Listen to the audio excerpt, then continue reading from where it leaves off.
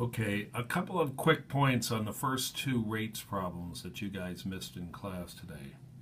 The first, most important at the high level, is you need to look at what function are you being told. And in this one, concert tickets are on tail, and these are the numbers of people in line.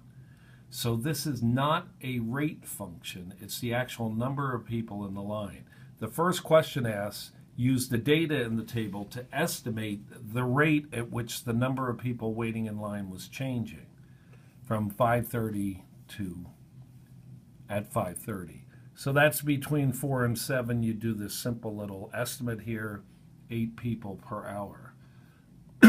B is questioning whether or not you know the average value of a function, which is 1 over 4 minus 0, the integral of 0 to 4 of L of t, and they're asking you to use a trapezoid function to estimate that. Now you got to do each trapezoid separately because the delta x's are not the same. So that's that one. Now C, very important. They tell you L of t is twice differentiable, which means it's certainly continuous. We have a closed interval. Therefore, all of our theorems apply, including in this one, the most important, maxes and mins. So you can see with this function that it's starting at 120. It's going up at least to 176. It might go higher, but then it turns and comes down to 126. Then it goes back up to 150, and then it comes down to 80. Now, it might be doing other things in that, but you can say at least 3 times where L prime of t is 0, because L prime of t is 0 when I have a max or a min. And the last thing says, say they gave you a rate function, a rate function where it was modeled by R of t equals this function here. Based on that model, how many tickets were sold, I would integrate the rate function and get 973. Now, turning to number 2, this is a good example of why I chose it. On a certain weekday, the rate at which unprocessed gravel is arriving at a plant is given by this. So G of t is a rate function.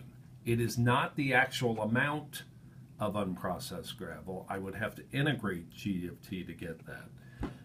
Now, the other thing about this problem, and you'll see some of the others, I call it an in minus out. You've got gravel arriving by this, but it's being processed at a constant rate of 100 tons per hour.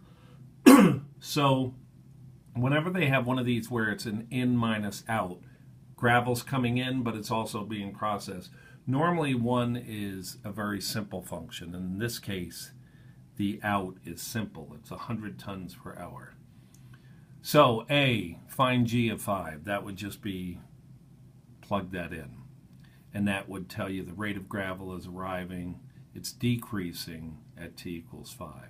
Now B, find the total amount of unprocessed gravel that arrives at the plant. I integrate the rate function from 0 to 8, and I get that answer.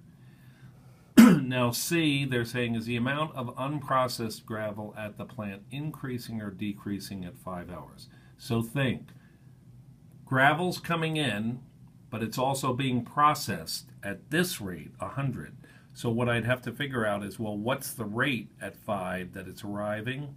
G of 5 is 98.141, so the amount of unprocessed gravel is decreasing. And then D, probably the most difficult problem. What's the maximum amount of unprocessed gravel at the plant? So the amount of unprocessed gravel, you have to write out, it was 500 to start with. Now look at this. I have the integral from 0 to t of this. That's telling me how much unprocessed gravel has come in, but I'm subtracting the 100. That should be dt there, because that's what's getting processed. Now, a very good question in class today from Sam Hooker, why isn't that 100t? But you got to remember that 100 is a rate function. So just if I asked you, forget about D now, how much gravel was processed in the first 3 hours, you would integrate the rate function 100 dt from 0 to 3. The integral of 100 is 100t, and you'd get 300. So ask me about that tomorrow.